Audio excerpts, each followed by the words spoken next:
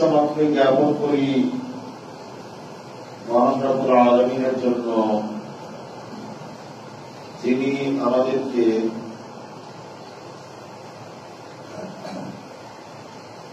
অনেকগুলো নিয়ামত দিয়েছে, যে সকল নিয়ামত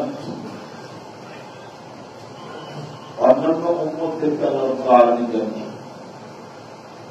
সর্বশেষ নবীর উম্মতকে এত বেশি নিয়ামত দিয়েছে যেগুলো অন্যান্য উম্মতদেরকে আল্লাহ রাব্বুল আলামিন দেন নাই। এমনকি নবী রাসূলগণ, কোন কোন নবী রাসূল আল্লাহর কাছে কিছু চেয়েছিলেন, যেভাবে যাদের জন্য চেয়েছিলেন তাদের জন্য সেটা দেন না, অথচ চাওয়াটা ছিল নবীদের, রাসূলদের। আর আমরা সেটা না চেয়ে পেয়েছি, আমরা না চেয়ে পেয়েছি। কারণ আল্লাহ রাব্বুল আলামিন আমাদের প্রতি কত মেহেরবান এবং দয়াময়, এখানে আমরা বুঝতে পারছি। সেজন্য আমরা বেশি বেশি করে সর্বদা যেখানেই থাকি, যে অবস্থাতেই থাকি, বেশি করে আল্লাহর শুকরিয়া, আল্লাহর প্রশংসা জ্ঞাপন করা দরকার। আল্লাহর প্রশংসা মানুষ বলে শেষ করতে পারবে না, কেউ পারবে না। সেই জন্য আল্লাহ রাব্বুল আলামিন এই ছোট্ট একটি শব্দ শিখিয়ে দিয়েছেন, যার অর্থ হচ্ছে কি সকল প্রশংসা আল্লাহ রাব্বুল আলামিনের জন্য। আলহামদুলিল্লাহ। নবী রাসূলগণ চেয়েছিলেন, আল্লাহ দেখেন আমাদেরকে দিয়েছেন, সেটা কি? সেটা হচ্ছে ইসলাম, সেটা হচ্ছে ঈমান, সেটা হচ্ছে তাওহীদ। তাওহীদ। ইব্রাহিম আলাইহিস সালাতু ওয়াস সালাম যথাসাধ্য চেষ্টা করেছিলেন এবং আল্লাহর কাছে কামনাও করেছিলেন তার বাবাকে সুপথে আনার জন্য। ইব্রাহিম আলাইহিস সালামের বাবাকে আল্লাহ কিন্তু তাকে হেদায়েত দান করেন নাই। এটাকে বলা হয় নিয়ামাতুল হেদায়াত। এই হেদায়েত আল্লাহ রাব্বুল আলামিন সঠিক পথে, সুপথে মানুষকে পরিচালিত করা অন্যতম একটি শ্রেষ্ঠ এবং বড় নিয়ামত।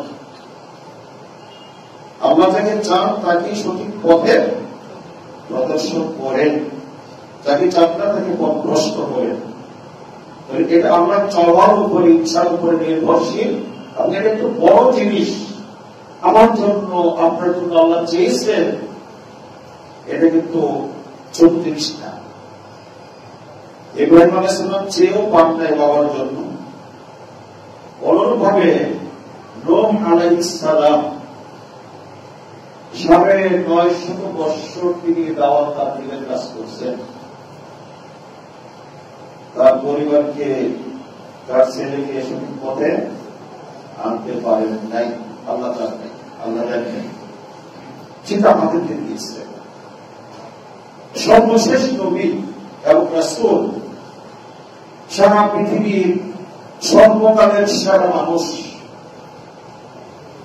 নবী মুহাম্মদ রাসূলুল্লাহ সাল্লাল্লাহু আলাইহি ওয়াসাল্লাম, যার আদরে, যার স্নেহে তিনি লালিত পালিত। কে? তার চাচা আবু তালেব। তার জন্য আল্লাহ নবীর মনের বাসনা ছিল, কামনা ছিল, চেষ্টা ছিল, আল্লাহর কাছে আপনারও ছিল, কিন্তু তাকে আল্লাহ রাব্বুল আলামিন সঠিক পথ প্রদর্শন করেন নাই। এই জিনিসগুলো আমরা পেয়েছি বিনা চাওয়াতে। তাহলে শুকরিয়া কত বেশি করা দরকার, এখানে আমরা অনুভব করতে পারছি। সেই জন্য বলি সব সময় উঠতে, বসতে, চলতে, ফিরতে, ব্যস্ততায়, তারপর এই স্বাভাবিকভাবে যে কোনো সময় যত বেশি আমরা পারি আমরা শুকরিয়া যেন আমরা জ্ঞাপন করি, আবার বলি আলহামদুলিল্লাহ। অতঃপর দরুদ এবং সালাম নবী মুহাম্মদ রাসূলুল্লাহ সাল্লাল্লাহু আলাইহি ওয়াসাল্লামের প্রতি। সম্মানিত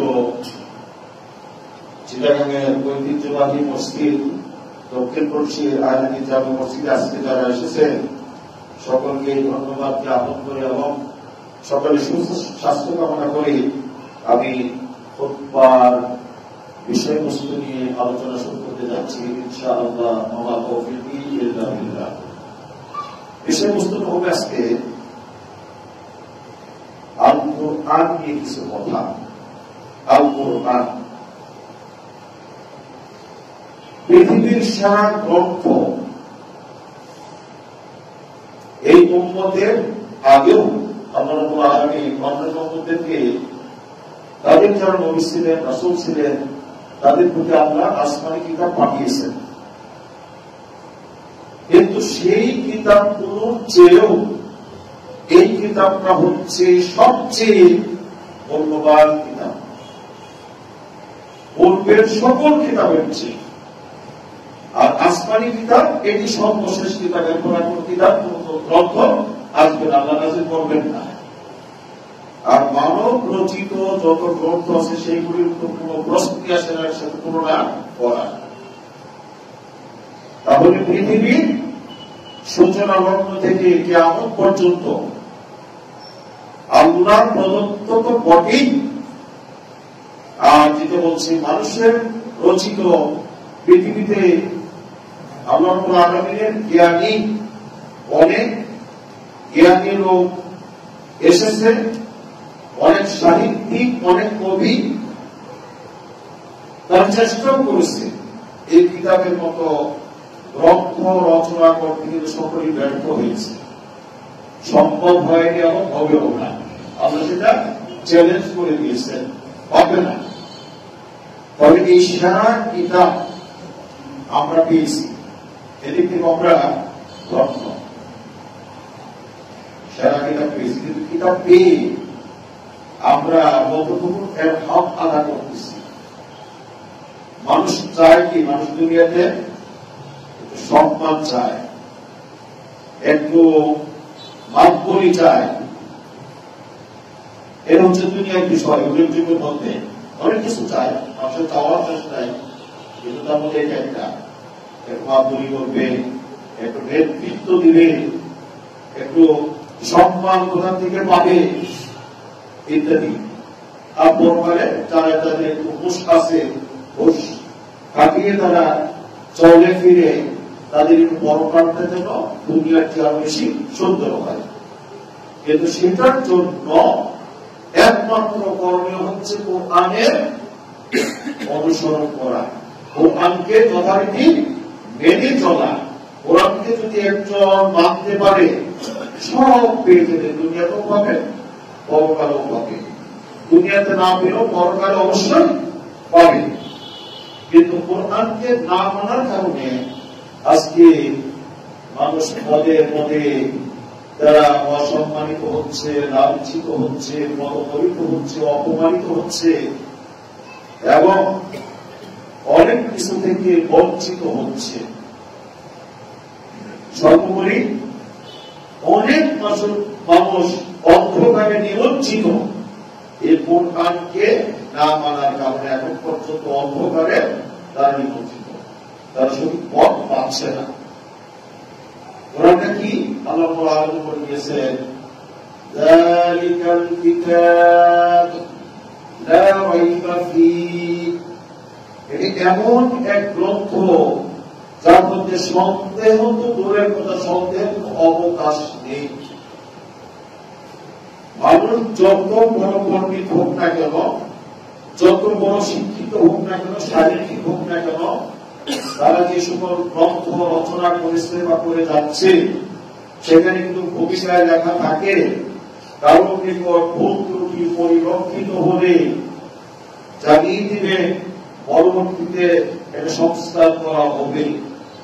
কিন্তু আল্লাহ রাব্বুল আলামিন মহানবুল আলামিন তিনি বলে দিয়েছেন যালিকাল কিতাব, এমন গ্রন্থ সন্দেহের কোন অবকাশ নাই।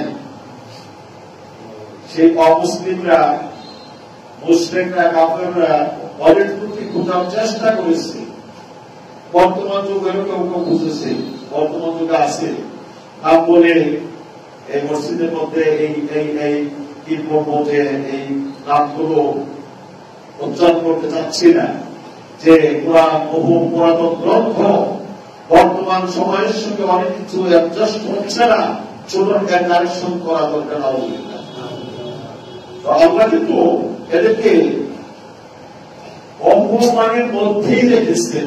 আপনারাও জানেন ইতিহাস, দেশ থেকে বিতাড়িত হয়েছে, দেশ থেকে বিতাড়িত হয়ে যে অমুসলিম দেশে এখন বসবাস করতেছে, বেঁচে আছে এখনো, তারা কিন্তু সম্মান পায়নি, মর্যাদা পায়নি, বড় লাঞ্ছিত হয়েছে, অপমানিত হয়েছে।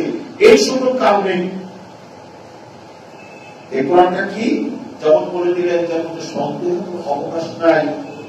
আর সর্বোপরি হুদাল লিল মুত্তাকিন, মুত্তাকি যারা, পরহেজগার যারা, যারা ভালো মন্দ ধ্যান করে চলে, এদের জন্য হচ্ছে পথ প্রদর্শক, হেদায়েত, হেদায়েতের আনুগত্যিকা এই কোরআন। এরপর আমরা বলার আগে এটা সূরা বাকারা আপনারা জানেন, একবারে শুরু থেকে আমি তেলাওয়াত করেছি, এটা দিয়ে শুরু করছি। আর পরের আয়াতে আল্লাহ তাআলা বলেছেন, আউযু বিল্লাহি মিনাশ শাইতানির রাজীম, ইয়া আইয়ুহান নাস قد جاءتكم موعظة من ربكم। হে মানব সকল, সকল মানুষকে পৃথিবীর, এখানে মুসলিম, গায়ের মুসলিম, ধর্মাবলম্বী, যারা সঠিক ধর্মাবলম্বী বা অন্য কাউকে বিশেষভাবে সকলকে ডাকতে বলছে।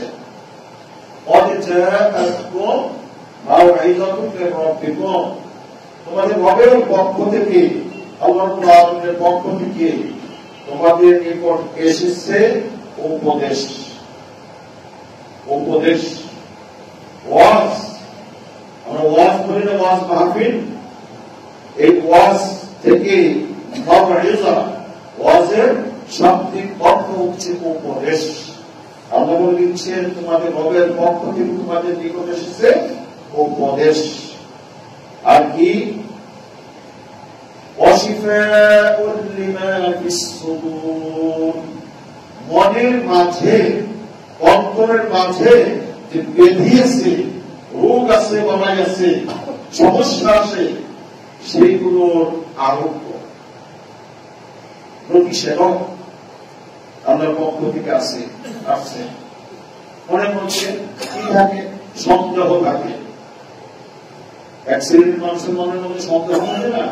কোরআনকে যদি ফলো করে, কোরআনের নির্দেশ নিষেধ অনুযায়ী যদি চলার চেষ্টা করে, মন ক্লিয়ার হয়ে যাবে, পরিষ্কার হয়ে যাবে, মনের মধ্যে কোন সংশয়, সুবা, সন্দেহ থাকবে না। আল্লাহ বলে দিয়েছে। আর কি থাকে মনের মধ্যে? প্রবৃত্তির কামনা। এই প্রবৃত্তি অনেক সময় মানুষকে খারাপ পথে, বক্র পথে নিয়ে যায়, পথভ্রষ্ট করে। কোরআন যদি অনুসরণ করে তাহলে তাকে প্রবৃত্তি কোথাও নিয়ে যেতে পারবে না, খারাপ দিকে নিয়ে যেতে পারবে না। কারণ এটা হচ্ছে হিদায়াত, এটাকে বলা হয়েছে হেদায়াত। আবদ্ধবর্তীকে হেদায়াত দান করে হেদায়াতের দিকে নিয়ে যায়, হেদায়াতের প্রতি অগ্রসর করে এই কোরআন। কাজে মনের মধ্যে যাদের ওই প্রবৃত্তির ধারণা বেশি আছে, অনেক সময় অস্বস্থতা দেয় না, এত দূরে মুন্সি মসজিদ, যারা দূর থেকে আসেন অনেকে মাশাআল্লাহ, যারা এত দূরে যাওয়ার দরকার কি? এই পাশে মসজিদ আছে, মসজিদ তো মসজিদই, একদিন মান পড়ে না, মসজিদ তো মসজিদই, এখানে সালাত পড়লে নামাজ পড়তে হয় না, কত যাওয়া দূরে যাওয়ার দরকার কি? এটা কিন্তু শয়তান ওয়াসওয়াসা দিচ্ছে আপনাকে, আপনাকে ভালো পথে যেতে দিবে না। তো প্রবৃত্তি আপনাকে এটা জাগ্রত করে দিচ্ছে। সেই সকল, এটা হচ্ছে বালা, এটা হচ্ছে ব্যাধি, এটা হচ্ছে একটা রোগ, আপনাকে দূর করে দিবে। আর কি? অবদান এখানে বলা হয়েছে, এটা হচ্ছে হেদায়েত। আপনাকে শুধু হেদায়েত করবে, আপনাকে শুধু ভালোর দিকে নিয়ে যাবে। রাহমাতুল মুমিনিন, আর হচ্ছে এটা হচ্ছে রহমত স্বরূপ। আল্লাহ রহমত ছাড়া দুনিয়াতে বাঁচার কোনো উপায় নেই। আল্লাহ রহমত ছাড়া দুনিয়াতে একটা মুহূর্ত টিকে থাকা কারোর কোন শক্তি নেই। তাহলে এই কোরআনটা হচ্ছে একটা রহমত। কোরআন আপনি ফলো করবেন, আমরা ফলো করবো, মানব, আপনার আমার প্রতি রহমত বর্ষণ হতেই থাকবে। এতে তাহলে আমরা অনেক কিছু পেলাম কোরআন সম্পর্কে। এরপরে বহু আয়াত আর হাদিস রয়েছে যে মানলে কি হবে কোরআন, আর না মানলে কি হবে। এটি আজকে কোন পয়েন্ট, কোরআন মানলে কি হবে আর না মানলে কি হবে। তাহলে এখানে আমরা পেলাম যদি কোরআনকে আমরা মানি তাহলে আমরা পথভ্রষ্ট হব না, আমরা হেদায়েতের উপরে থাকবো, আমরা আল্লাহর রহমত প্রাপ্ত হব। মনের মধ্যে যত রকমের ব্যাধি আছে, রোগ বাড়াই আছে, সব আল্লাহ দূর করে দেবেন এর কোরআন যদি আমরা মানতে পারি। এরপর আল্লাহ বলছেন আরেকটি আয়াতে, فمن تبع هداي فلا خوف عليهم ولا هم يحزنون। আল্লাহ এর আগে বলছেন এটা হচ্ছে হেদায়েত, এই কোরআনটা। ফামান তাবিআ হুদায়া, এই হেদায়েতের অনুসরণ যারা করবে, কোরআনের অনুসরণ যারা করবে, কোরআন যারা মানবে, বাস্তবায়ন করবে, ফালা খাউফুন আলাইহিম ওয়ালা হুম ইয়াহজানুন, তাদের কোনো ভয় ভীতি থাকবে না, তাদের কোনো চিন্তা ভাবনা থাকবে না। আজকে মানুষের মনে অনেক সময় অনেক ভয় ভীতির কাজ করে, বিভিন্ন দিক থেকে বিভিন্ন কারণে ভয়ের কাজ করে। এখনো সারা দেশের মানুষ দেশের প্রেক্ষাপট নিয়ে একটু শঙ্কিত না, শঙ্কিত। আবার এদিক ওদিক থেকে নানান রকম হুমকি ধমকি শোনা যাচ্ছে, এটাও কিন্তু একটা ভয় ভীতির কারণ। এবং এই কারণ কেন আসতেছে, কোরআন একটা হচ্ছে ব্যক্তিগত ভাবে মানা, তারপর পারিবারিক ভাবে, সামাজিক ভাবে, তদুপরি রাষ্ট্রীয় ভাবে মানছি না, যে কারণে এই সমস্যাগুলো একটু মাঝে মধ্যে সুবল দেওয়ার চেষ্টা করতেছে। কোরআনের উপর থাকলে আল্লাহ হেফাজত করতেন, করবেন, আল্লাহ হেফাজত করবেন, দেশকে হেফাজত করবেন, দেশের নাগরিককে হেফাজত করবেন, সব কিছু আপনার দায়িত্বে তখন কিন্তু থাকে। এখানে আমার বলছেন যারা এই হেদায়েতের অনুসরণ করবে, ফালা খাউফুন আলাইহিম, তাদের কোনো ভয় ভীতি থাকবে না, ওয়ালা হুম ইয়াহজানুন, চিন্তা ভাবনা তাদের থাকবে না, সব আল্লাহ তাআলা সব করে দিবেন। অনুরূপভাবে আল্লাহ রাব্বুল আলামিন আরেকটা আয়াতে বলছেন, ফামান ইত্তাবা হুদায়া ফালা ইয়াদিল্লু ওয়ালা ইয়াশকা, যারা এই কোরআনের অনুসরণ করবে তারা পথভ্রষ্ট হবে না এবং দুঃখ কষ্ট তাদেরকে পাবে না। দুঃখ কষ্ট দুর্দশা নানান সমস্যায় মানুষ কিন্তু জর্জরিত। আমি একটা কথা অনেক সময় বলি, এমন কোন মানুষ নাই, শুধু চিটাগাং নয়, শুধু বাংলাদেশের সারা পৃথিবীতে আমরা বলতে পারবো, এমন কোন মানুষ নাই দাবি করবে বা করতে পারবে যে আমার কোন সমস্যা নেই। সেটা রাজা বাদশাহ থেকেও যদি শুরু করি, তারাও এই কথাটা জোর করে বলতে পারবেন না যে আমার সমস্যা নাই, বরং তাদের সমস্যা বেশি। কোটি কোটি টাকার যারা সম্পদশালী, এই টাকার দাপটে কিন্তু তারা অনেক কিছু করে, কিন্তু তারা কিন্তু সমস্যা মুক্ত না, কেউ বলতে পারবে না, কারোর কোন সুযোগ নেই বলা। কারণ এখানে আল্লাহ রাব্বুল আলামিন বলছেন পথভ্রষ্ট হবে না এবং দুঃখ কষ্ট তাদের করতে হবে না, তাদের দুঃখ কষ্ট সব দুর্বল হয়ে গেলে আল্লাহ সেটা করে দিবেন। আরো আল্লাহ কোরআন বলছেন ইন্না হাযাল কুরআন ইয়াহদি লিল্লাতী হিয়া আকওয়াম। এই কোরআনটা এমন একটা গ্রন্থ, এমন একটা নীতিমালা, ইয়াহদি পথ দেখায়, পথ প্রদর্শন করায়, লিল্লাতী হিয়া আকওয়াম কেমন পথে, যে পথটা শুধু দৃঢ় পথ, মজবুত পথ, শক্ত পথ। ওই পথে যখন এই কোরআন পরিচালিত করবে, প্রদর্শিত করবে, যাকে করবে সে ছিটকে পড়বে না, সে পিছিল খাবে না, সে সুদৃঢ় থাকবে, সেই পথের উপরে অটল থাকবে, বহাল থাকবে, অবিচল থাকবে। এই কোরআন সেটা করে দেয়।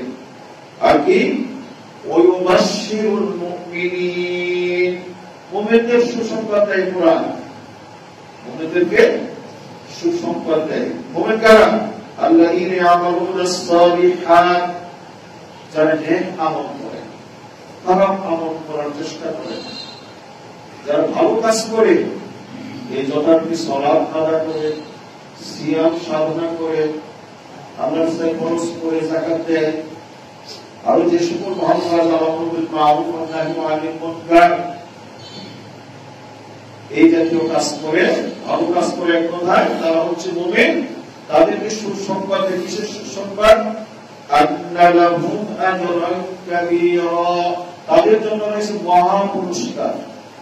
বলছেন কে? আল্লাহ রাব্বুল আলামিন। তিনি তো পুরস্কার দাতা, সকল পুরস্কার তার হাতে রয়েছে, তিনি সেটা প্রদান করতেন। মহা পুরস্কার হিসেবে সেটা হচ্ছে জান্নাত। আল্লাহ রাব্বুল আলামিন যদি কাউকে জান্নাত দান করেন, জান্নাতে কি পাবে না পাবে সেটা তো আর টেনশন করার দরকার থাকে না। জান্নাত তো হাদিসে বলা হয়েছে তোমার এমন কিছু আছে দুনিয়াতে কেউ কোনদিন দেখে নাই। দুনিয়াতে এমন কোন জায়গা আছে, এমন স্থান আছে, এমন স্পট আছে, এমন ব্যবস্থাপনা আছে, আমরা সচরাচর যেগুলোকে ভোগ করি না, আমরা দেখলে আশ্চর্য হয়ে যাব বা যাই। শুধু আপনাদেরকে বোঝাবার জন্য একটু বলছি, অহংকার করে না। ওই রয়্যাল গেস্ট হিসেবে হতে গিয়েছিলাম, অদ্ভুত ব্যবস্থাপনা। রয়্যাল গেস্টদের সেখানে ব্যবস্থাপনা, থাকা, খাওয়া, এক এক বেলায় খাওয়ার আইটেম, ওই বুফে সিস্টেম। সেখানে এই মসজিদের ওই দেয়াল পর্যন্ত, বাইরের দেয়াল পর্যন্ত এর কয়েক গুণ লম্বা হবে ওই রেস্টুরেন্ট। একদিকে শুধু খাবারগুলো সাজানো থাকতো, 200, 250, 300 আইটেম এক এক বেলায়। বিশ্বাসের যোগ্য না অযোগ্য, কিন্তু বাস্তবে যেটি দেখে আসছে মনে হতো যে এই মনে হয় জান্নাতের একটু অংশ, কিন্তু না। আল্লাহ রাসূল বলেছেন জান্নাতে এমন কিছু আল্লাহ রাব্বুল আলামিন রেখেছেন দুনিয়াতে কোনো চক্ষু দেখে নাই, কোনো কান শুনে নাই, এবং অন্তর দিয়ে কেউ অনুভব করতে পারবে যে এত কিছু থাকতে জান্নাতে থাকতে পারে। আল্লাহ সেটা রেখেছেন। সেটা আগে শুধু জান্নাত যদি লাভ করতে যায়, পরকালে করতে পারে, আল্লাহ যদি তৌফিক দেয়, কিন্তু যথেষ্ট আলহামদুলিল্লাহ সেটা দিবেন। এই সুসংবাদ মহাগ্রন্থ আল কুরআনুল কারীম কাদেরকে প্রদান করছে? যারা মুমিন। যারা মুমিন, এই মুমিনের বৈশিষ্ট্য যেগুলো, গুণাবলী যেগুলো, সেগুলো আমাদের অর্জন করতে হবে। মাঝখানে বলে দিচ্ছি, এখানে শুধু এক কথায় সাধারণভাবে আমভাবে এক কথা বলা হয়েছে, যারা আল্লাযীনা আমালুনাস সালিহাত, নেক আমল করে, ভালো কাজ করে। সূরা আল মুমিনুন আপনাদের জানেন একটা সূরা আছে, সেই সূরার প্রথম দিকে বৈশিষ্ট্যগুলো বলা হয়েছে, এবং সেখানে আল্লাহ রাব্বুল আলামিন গ্যারান্টি দিয়ে দিয়েছেন কাদ আফলাহাল মুমিনুন, মুমিনরা সফলকাম। আল্লাহ বলে দিয়েছেন মুমিনরা সফলকাম। আর মুমিন কারা? ওখানে বৈশিষ্ট্যগুলো বলা হয়েছে। পড়বেন, স্টাডি করবেন এবং গুণগুলো অর্জন করার চেষ্টা করবেন। অনুরূপ ভাবে আল্লাহ রাব্বুল আলামিন বিভিন্ন জায়গায় বলেছেন, তার মধ্যে সূরা আল ফুরকান বলেছেন ওয়াইবাদুর রহমান, কি বলেছেন শব্দটা এত একটা কি বলে আকর্ষণীয় এবং দয়াময়, ওই দয়া করে এই শব্দটা সেখানে প্রয়োগ করেছে ইবাদুর রহমান, রহমানের বান্দা, রহমানের বান্দা, আল্লাহর বান্দা কারা, ওখানে যে গুণাবলীগুলো উল্লেখ করেছেন সেটা বলে দিচ্ছে যারা হচ্ছে রহমানের বান্দা। তো এই গুণগুলো আমাদেরকে অর্জন করতে হবে। তো যে এখানে ওই মুমিনদেরকে আপনার সুসংবাদ দিচ্ছেন, দুনিয়া থেকে দিচ্ছে জান্নাতে, তারা কি করবে? জান্নাত লাভ করবে। তবে এই গুণগুলো থাকতে হবে এবং আজকে এই কোরআনকে অনুসরণ করলে মানলে কি হবে সেটা এবং না মানলে কি হবে এই আলোচনা আমি করতেছি। আল্লাহ রাব্বুল আলামিন এরপরে বলেন কিতাবুন আনজালনাহু ইলাইকা মুবারাক লিয়াদাব্বারু আয়াতিহি ওয়া লিয়াতাযাক্কারা উলুল আলবাব। এই কিতাবুন এটি এমন একটা গ্রন্থ, আনজালনাহু ইলাইকা, আল্লাহ রাব্বুল আলামিন নবীকে সম্বোধন করে বলছে তোমার প্রতি আমি নাযিল করেছি, অবতরণ করেছি। কেমন ভাবে? মুবারাক, বরকতময়। এই কিতাবকে বরকতময়, এর আগে বলা হয়েছে যে রহমাতুল লিল মুমিনিন, মুমিনদের জন্য রহমত স্বরূপ। এখানে বললেন এটা হচ্ছে বরকতময় এই কিতাবটা। কি করতে হবে এখন? করণীয় কি? লিয়াদাব্বারু আয়াতি, এর আয়াত নিয়ে যেন মানুষ কি করে? একটু গবেষণা করে, একটু স্টাডি করে, একটু পড়াশোনা করে। এই কিতাব আমরা পেলাম, আমরা যথার্থ মূল্যায়ন করলাম না, তাহলে কিন্তু আরো আমাদের জন্য খুব খারাপ হয়ে আসবে। আজকে শুরুতে একটা কথা বলার জন্য বলেছি, এখন বলে দিচ্ছি যে আমরা তো শ্রেষ্ঠ জাতি, শ্রেষ্ঠ জাতি বলে আখ্যা দেওয়া হয়েছে। এই শ্রেষ্ঠত্ব কিসের জন্য? শ্রেষ্ঠত্বের কারণ একটাই হচ্ছে এই কোরআনের ধারক এবং বাহক হওয়ার কারণে। কোরআনটাকে ছোট করে এই একটা ছোট্ট একটা কিতাব, একটা গ্রন্থ এইভাবে আমাদের দেখার কোনো সুযোগ নাই। আল্লাহ কোরআনে কি বলছে? ইন্না আরাদনাল আমানাত আলাস সামাওয়াতি ওয়াল আরদ, আমি এটা আমানতের কোরআনটা আমি এটিকে পেশ করেছিলাম তার উপরে, আকাশ এবং জমিনের উপরে। তারা এটিকে দায়িত্ব গ্রহণ করতে অস্বীকৃতি জ্ঞাপন করলো। তারপর আমি পাহাড়ের উপরে দিলাম, পাহাড়ও অস্বীকৃতি জ্ঞাপন করলো এবং অর্থমতা প্রকাশ করলো। ফাহামালাহাল ইনসান, দায়িত্ব গ্রহণ করলো কে? এই মানব গোষ্ঠী, মানব জাতি দায়িত্ব গ্রহণ করেছে। আল্লাহ বলে দিয়েছেন ইন্নাম কানা যালুমান জাহুলা, এরা একটু অজ্ঞতার কারণে গ্রহণ করতেছে। যদি জানা থাকতো যে এর ভার আমরা গ্রহণ করতে পারবো না, তাই গ্রহণ করবো না মানুষের। কিন্তু গ্রহণ করার ব্যক্তিতে কিন্তু আল্লাহ রাব্বুল আলামিন এই জাতিকে শ্রেষ্ঠ জাতি হিসেবে আখ্যা দিয়েছেন। এখন এই কোরআন পেলাম, কোরআনের মাঝে কি আছে আমরা সেটা কিছুই বুঝবার চেষ্টা করলাম না। এই জন্য আল্লাহ রাব্বুল আলামিন বলছে কোরআনটা বরকতময়, এর থেকে বরকত অর্জন করতে কিন্তু এটাকে কি করতে হবে? লিয়াদাব্বারু আয়াতি, এই আয়াতগুলোর গবেষণা করতে হবে, চিন্তা ভাবনা করতে হবে, পড়তে হবে, স্টাডি করতে হবে। ওয়া লিয়াতাযাক্কারা উলুল আলবাব, আর এই যে আল্লাহ রাব্বুল আলামিন প্রথমে বলেছিলেন যে মাউইযাতুন মির রাব্বিকুম, এটা হচ্ছে তোমাদের জন্য ওয়াজ, তোমাদের রবের পক্ষ থেকে। সেটাকে বলে দিয়েছেন ওয়াজ কারা গ্রহণ করে, কারা শুনে। মাহফিল, বিশাল মাহফিল আয়োজন করা হলো লালদিক ময়দান মনে করে। তো এখানে দেশের সেরা আলেমরা ওয়াজ করবে। আলেমের মর্যাদা যার কাছে আছে তারা শুনতে আপনি ওয়াজ। আলেমদেরকে যদি না মানে, আলেমদেরকে যদি বিশ্বাস না করে, তারপরে দেশে ওয়াজ শুনতে আসবে না। এটার জন্য কি দরকার? এটার জন্য দরকার প্রথমত হচ্ছে জ্ঞানের, সঠিক জ্ঞানের। সঠিক জ্ঞান যাদের থাকবে তারাই উপদেশ গ্রহণ করবে। কোরআনের জ্ঞান যাদের থাকবে, লেখা করবে, কোরআনের জ্ঞান যাদের থাকবে তারাই এই উপদেশকে গ্রহণ করবে। কোরআনের জ্ঞান যদি না থাকে তাহলে উপদেশ গ্রহণ করতে পারবে না, কোনটা উপদেশে বুঝবে না। একটা শব্দের সঙ্গে দেখেন আল্লাহ আলামিন কিভাবে একটা শব্দকে এখানে সেট করেছেন যে এটাকে বুঝতে হবে, আর বুঝবার জন্য দরকার কি? জ্ঞানের দরকার। আর ওই উপদেশ গ্রহণ করবে জ্ঞানীরাই, আল্লাহ আরোপ করে দিয়েছেন। এরপর আল্লাহ বললেন ইন্না আনসালনাহু কুরআনান আরাবিয়্যা লাআল্লাকুম তাকিলুন। কোরআনটা নাযিল হয়েছে নবীর উপরে, তাই না? সর্বশেষ নবী রাসূলের উপরে।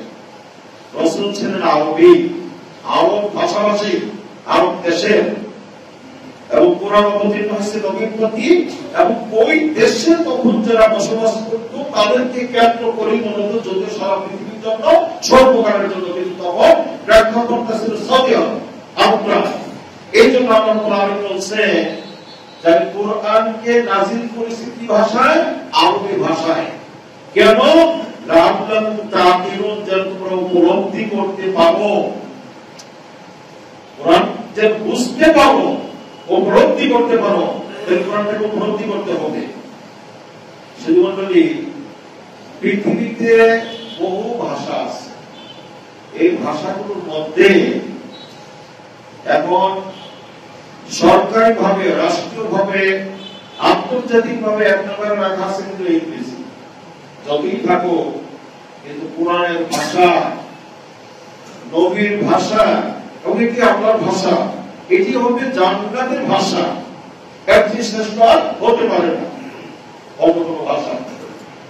আল্লাহ বলছেন যে আরবিতে, আর এই আরবি ভাষা এটা আয়ত্ত করা কিন্তু সহজ। আরবি ভাষা আয়ত্ত করা কিন্তু সহজ। আমাদের দেশে দেখবেন অসংখ্য লেবার তারা সৌদি আরবে বা আরব বিশ্বে তারা কাজ করতেছে।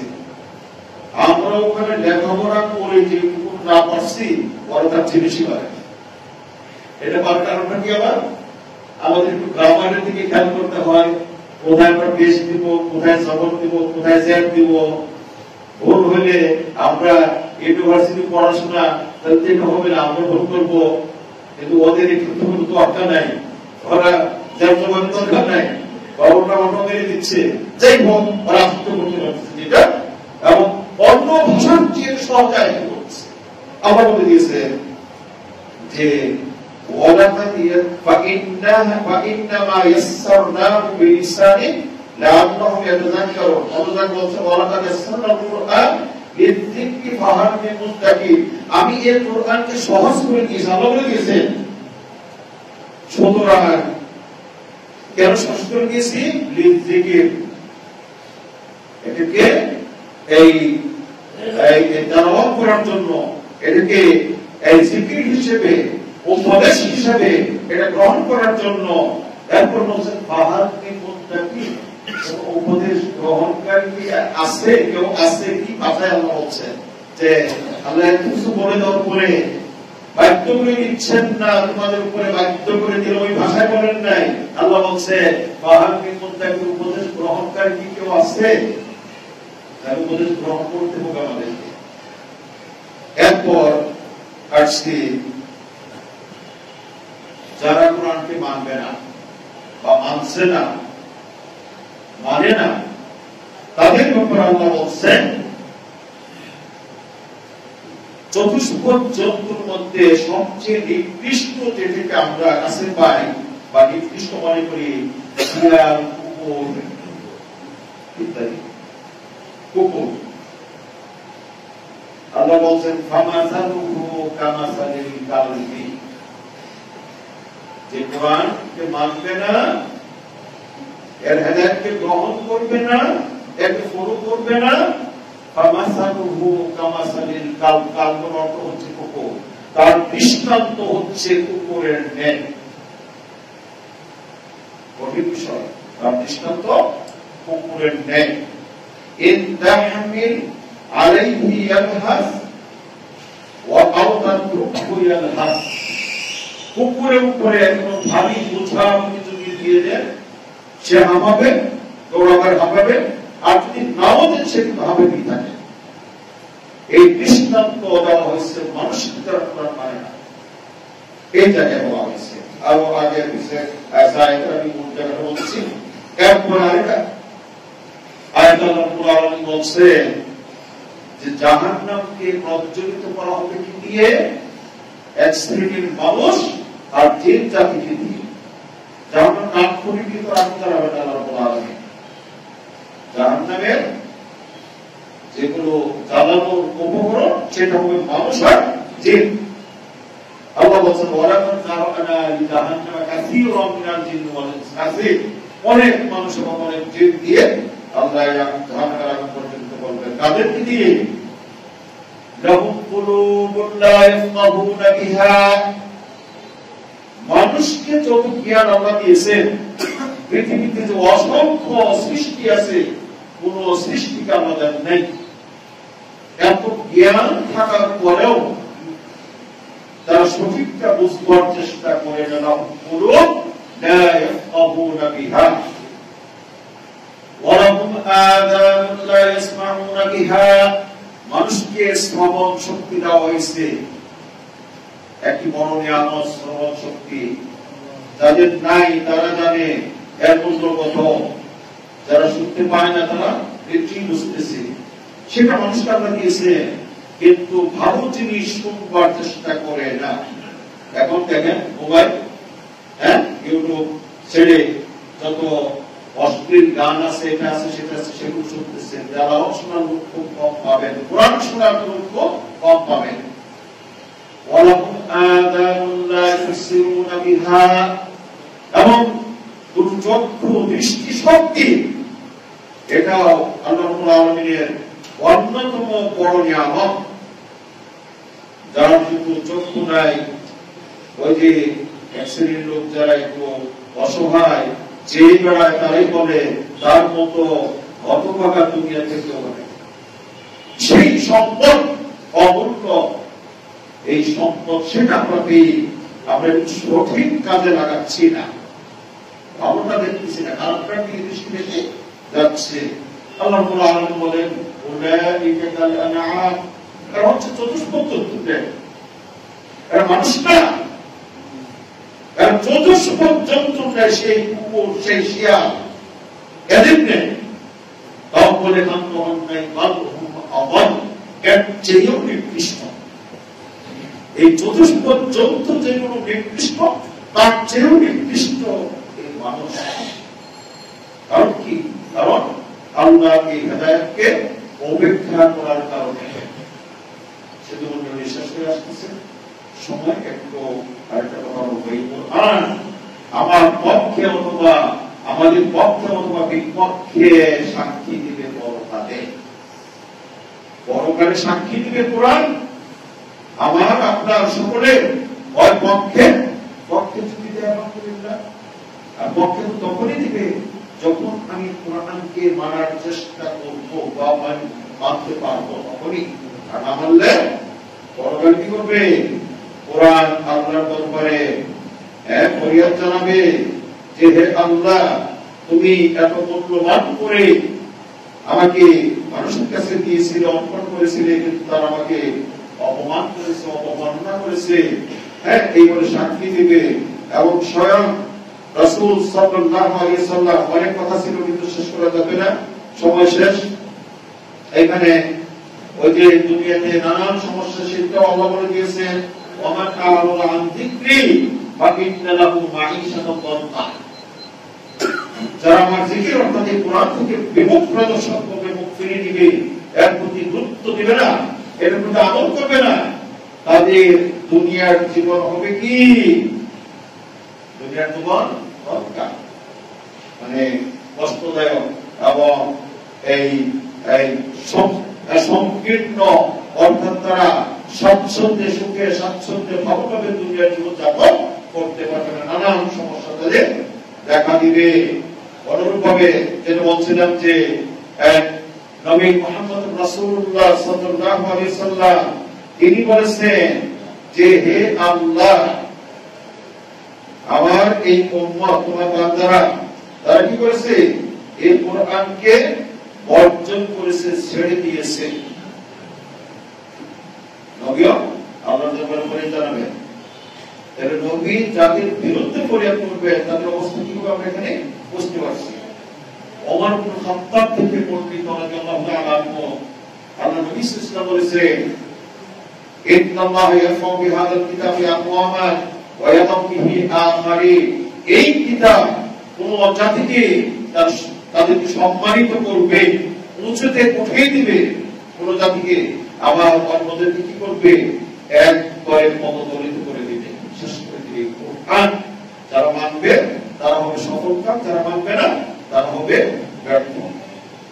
এবং এখানে আরেকটি হাদিস আপনাদের আমি পড়ে শেষ করব, সেটা হচ্ছে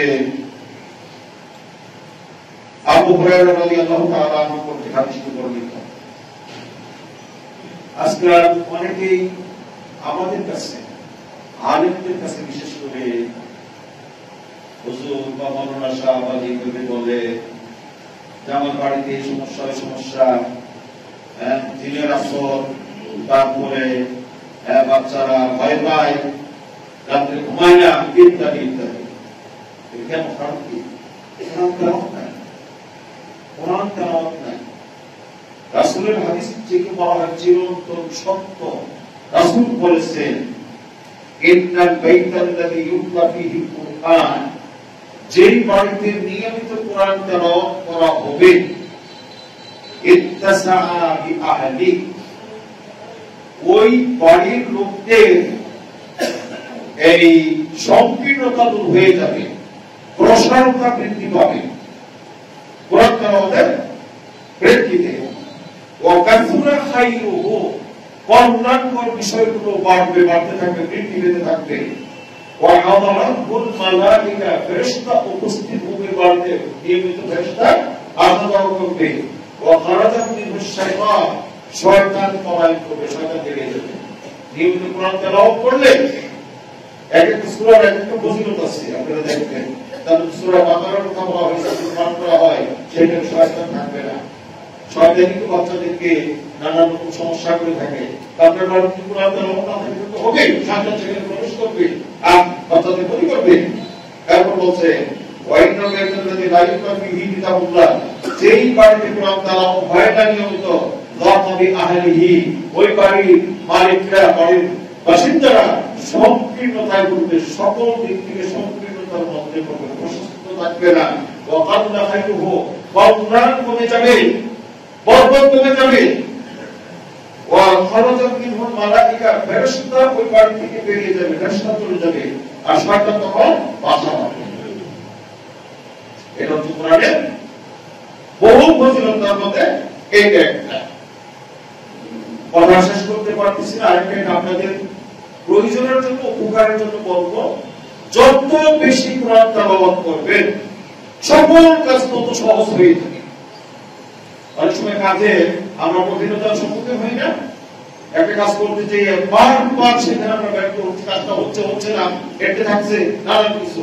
কোরআন যত বেশি তেলাওয়াত করবেন, আমার এই কিবার উলামা ছিলেন একজন ইব্রাহিম বিন আব্দুল ওয়াহিদ আল-মাকদাসি, তিনি বলছেন যে আকসির মিন কিরাআতিল কুরআন, তার এক শিষ্যকে তিনি উপদেশ দিচ্ছে বেশি বেশি কোরআন তেলাওয়াত করবে, ওয়ালা তাতরুকহু, কোন সময় কোরআন তেলাওয়াতকে তুমি বাদ দিবে না।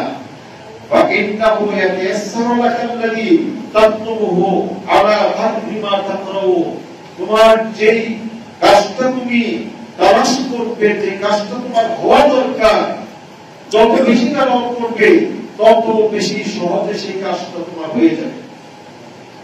এরপর সেই শিষ্য তিনি বলছেন, ফারাআইতু যালিকা ওয়া জাররাতুহু কাসীরা, আমি এর ফলাফল পেয়েছি এবং এখানে আমি ব্যাপক অভিজ্ঞতা অর্জন করেছি। ফাকুনতু ইযা ফারাআতু কাসীরা তাইসারা লি মিন সামাইল হাদিস মুতাবাতিল কাসীর, যখন উনি ছিলেন কোন একজন আলেম, যখন আমি বেশি বেশি কোরআন তেলাওয়াত করতে শুরু করলাম, তখন থেকে আমি বেশি বেশি হাদিস আমি জব্দ করতে আয়ত্ত করতে আমার জন্য সহজ হয়ে গেল এবং হাদিস শেখার জন্য আমার জন্য এটা সুগম হয়ে গেল। ওয়াইদা লাম আকরা লাইলাতুস সাররি, আর যখনই তেলাওয়াত করতাম না তখন সেটা আমার জন্য সম্ভব হতো না। তিনি বাস্তবতার কথা বলেছেন যে কোনো কাজ আপনি এড়িয়ে যাবেন, আপনি কোরআন তেলাওয়াত করেন, আল্লাহর কাছে চান, আল্লাহ আপনাদের জন্য সহজ করে দিবেন। একটা ঘটনা বলছে গল্প, এক ফকির ভিক্ষুক কুকুরকে বলছে তোর তিনটা জিনিস খাওয়া, তো আপনারা করে থাকতে পারেন, তিনটা জিনিস খাওয়া। কি কি? তুই দেয়ালে প্রস্রাব করিস। কুকুরকে বলছে ভিক্ষুক। আপনি হচ্ছে এই ভিক্ষুকদেরকে দেখলে তুই ঝগড়া করিস রাস্তাঘাটে। আরেকটা হচ্ছে গভীর রাত্রে তুই ঝগড়া করে মানুষের ঘুম নষ্ট করিস। কুকুর জবাব দিচ্ছে, শুনে গল্প, সাধারণ গল্প হলেও এখানে শিক্ষণীয় আছে। কুকুর বলছে পৃথিবীর গোটা জমিনটা হচ্ছে পবিত্র, আমি পবিত্র জমিনকে আমি অপবিত্র করতে চাই, সেখানে দেয়ালে প্রস্রাব। যে কেউ মানুষের জন্য এই জমিনটাকে বলে দেওয়া হচ্ছে মসজিদ, সিজদা করার জায়গা। কেউ যদি আমার প্রস্তাবের মধ্যে সিজদা করে সালাত আদায় করে তাহলে সালাত নষ্ট হয়ে যাবে, হবে না। এই জন্য আমি দেয়ালে প্রস্রাব করি। আর ভোগের জন্য আমি ঝগড়া করি দেখলেই দেওয়ার মালিক তো আল্লাহ, তুমি মানুষের কাছে যে ধর্ণা দোষ কেন? আল্লাহর কাছে চাও, আল্লাহ দিবেন। শিক্ষণীয় ঘটনা। এই জন্য আমি ঝগড়া করি, তোদেরকে দাঁড়াই। আর রাতে, গভীর রাতে, আর গভীর রাত তো হচ্ছে আপনার কাছে চাওয়া পাওয়ার সময়। সারা রাত্রি নাক কেটে ঘুমাবে, এটা তো মানুষের জন্য উচিত না, বিবেকবানদের জন্য উচিত না। আমি জাগাই যে তুই ওর ওইটা 2 রাকাত পর আল্লাহর কাছে কান্না কাটি করে চাপ সব সমস্যা দূর করে দিও না। আসুন এগুলো থেকে একটু শিক্ষা নেই। আর কোরআনের ব্যাপারে আজকে যেটুকু নিয়ে আলোচনা করলাম শুনলেন, আমি বারবার বলি একই দিনে সব আমল করা সম্ভব নয়, বাস্তবায়ন করা, কিন্তু চেষ্টা করতে হবে, উদ্যোগ নিতে হবে। শুনলাম এক কাজে এক কাজে বের করে দিলাম, এর জন্য কিন্তু জবাব দিতে হবে। চেষ্টা করেন, শিক্ষা শেষ নেই। কোরআনটাকে বেশি বেশি তেলাওয়াত করেন, পাশাপাশি কোরআনকে বলছেন বুঝবার জন্য। না বুঝলে এর মজা পাওয়া যাবে না, এর প্রতি আকর্ষণ বাড়বে না, বৃদ্ধি পাবে না। সেই জন্য সেটা করার চেষ্টা করেন। আল্লাহ রাব্বুল আলামিন আমাদের দান করুন। আমিন। ওয়া আখিরু দাওয়ানা আলহামদুলিল্লাহি রাব্বিল আলামিন। ওয়া আকুলু কওলি হাযা ওয়া আস্তাগফিরুল্লাহ লি ওয়া লাকুম ওয়া লিসাইরিল মুসলিমিন ফাস্তাগফিরুহু ইন্নাহু হুয়াল গফুরুর রাহিম।